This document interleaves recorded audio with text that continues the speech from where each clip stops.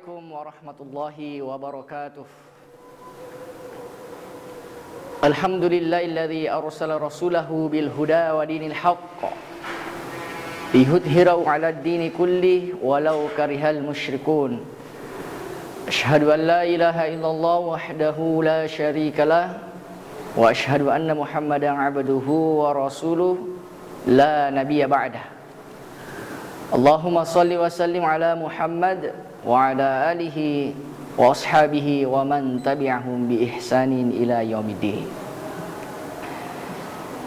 Pemirsa yang dirahmati oleh Allah Subhanahu wa taala, marilah kita senantiasa mengucapkan syukur kepada Allah Subhanahu wa taala atas begitu nikmat yang kemudian diberikan kepada kita semua, sehingga di bulan suci Ramadan ini kita tetap istiqomah menjalankan ibadah puasa.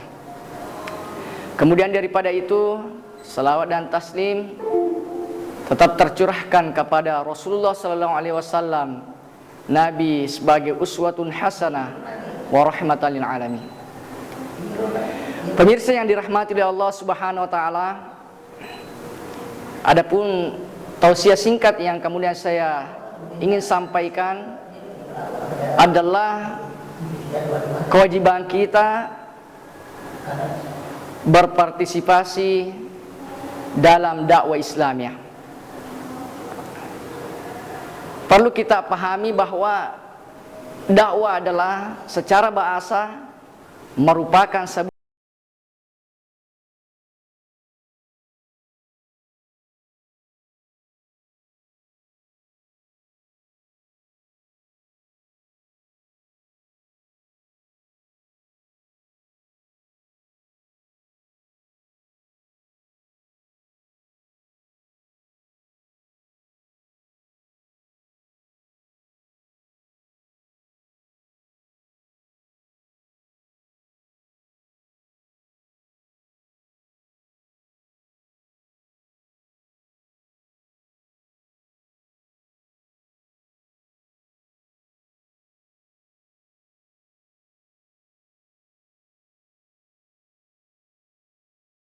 yad'una ilal khair wa ya'muruna bil ma'ruf wa yanhauna 'anil munkar.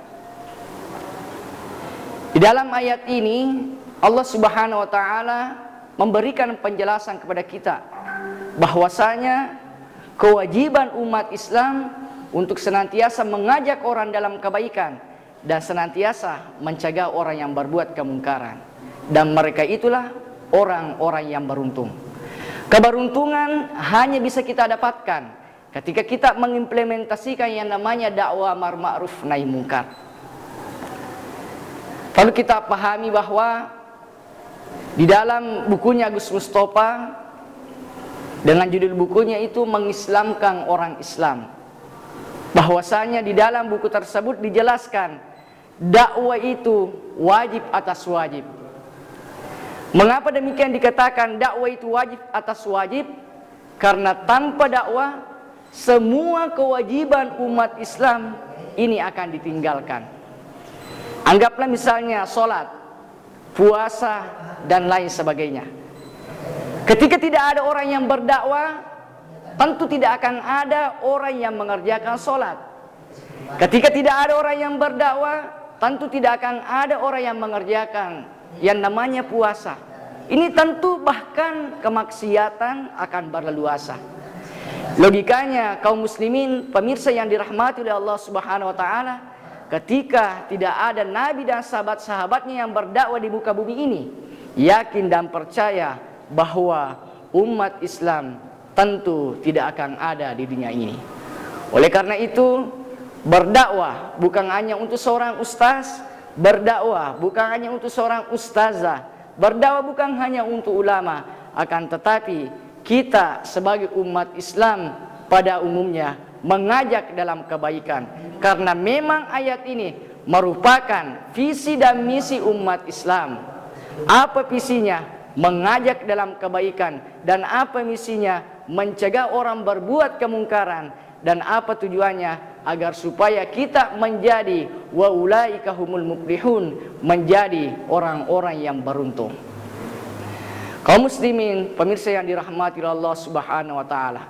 Oleh karena itu, marilah kita senantiasa berpartisipasi dalam dakwah sesuai dengan kemampuan kita masing-masing, profesi kita, hingga Allah memanggil kita, karena keutamaan umat ada dalam dakwah dan kerugian umat bila meninggalkan dakwah.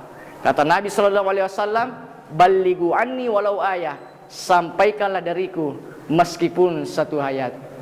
Inilah yang saya sempat sampaikan, semoga bermanfaat bagi kita semua, bahwasanya marilah kita senantiasa mendakwakan ayat-ayat Allah, berdakwah bukan hanya di mimbar masjid, akan tetapi semua tempat bisa. Semua tempat bisa berdakwah, bisa melalui media sosial. Bisa kita ajak tetangga kita, saudara kita ajak ke masjid untuk senantiasa berjamaah agar supaya mendapatkan 27 derajat. Itulah sebuah ajakan yang dinamakan dakwah. Kaum muslimin, pemirsa yang dirahmati Allah Subhanahu wa taala. Saya kira cukup apa yang kemudian saya sampaikan, semoga ada manfaatnya. Ketika ada benarnya, itu datanya dari Allah. Ketika ada kesalahan, itu datanya dari pribadi saya. Saya akhiri, fastabiqul khairat. Wassalamualaikum warahmatullahi wabarakatuh.